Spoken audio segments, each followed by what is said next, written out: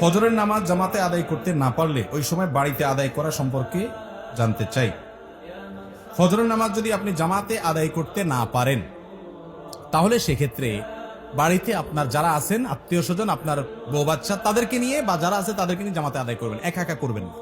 আর এটা মাঝে মধ্যে হতে পারে, নিয়মিত যদি এটা হয় তাহলে আপনি ভালো মুসলমান হতে পারলেন না। ফজরের নামাজ জামাতের সাথে যারা হাজির হয় এরা হলো ওই এলাকার ওই মহল্লার ক্রিম মুসল্লি।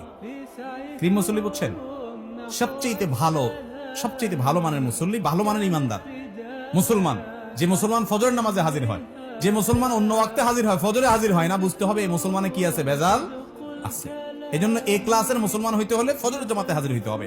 হঠাৎ একদিন আপনার মিস হতে পারে, এখন রাত 12টা পর্যন্ত যদি মোবাইল আর ফেসবুক টিপাটিপি করেন তাহলে ফজর নামাজ চাইলেও জামাতে পড়তে পারবেন না। এই জন্য আগে আগে ঘুমাইতে হবে। আগে ঘুমানো স্বাস্থ্যের জন্য উপযোগী, সুন্নাহ সম্মত। দেরি করবেন না। মোবাইল টিপাটিপি করেন দিনের বেলায় করেন।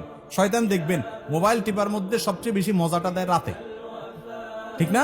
বিশেষ করে বিছানায় শুইবেন আর মোবাইলটা একটু আধা ঘন্টা 1 ঘন্টা টিপবেন না, এটা তো হতেই পারে না, ঠিক না ভাই? ঠিক। মোবাইলে মোনাজাত ধরে, মোনাজাত বুঝেন, এইভাবে 2 হাত দিয়ে ধরা মোনাজাতের মতোই তো। এরপরে টিপতে স্ক্রল করতেছেন, কোথায় যাচ্ছেন, কি খুঁজতেছেন নিজেও জানেন না। আঙ্গুল খাওয়ার অবস্থা গোষ্ঠে, ঠিক না? এই যে রাতে বেশি মজা লাগে মোবাইল টিপতে, কারণ ইবলিসের টার্গেট হলো, তার প্ল্যান হলো, তার মিশন হলো আপনার ফজরটা ধ্বংস করা। সেজন্য রাত্রে যদি যত দেরি করে শোয়াইতে পারে সে আপনাকে, তত তার উপকার। আপনি ভোর রাতে উঠতে পারবেন না, কষ্ট হবে। এজন্য রাতে তাড়াতাড়ি শুইতে হবে। ফজর নামাজ কখনো মিস হয়ে গেলে বাসায় যারা আছে তাদেরকে নিয়ে জামাতের সাথে নামাজ পড়বেন, একা পড়বেন না। কারণ জামাতের সাথে নামাজ পড়লে একা নামাজ পড়তে 27 গুণ বেশি সওয়াব হয়। আপনি একটা জিনিস 1 টাকা দিয়ে যদি 27 টাকার সুবিধা পান, আপনি সেটা ছাড়বেন কোনোদিন? তাহলে জামাতে নামাজ ছাড়া একা কিভাবে নামাজ পড়া হতে পারে? এই চেষ্টা আমাদের থাকতে হবে।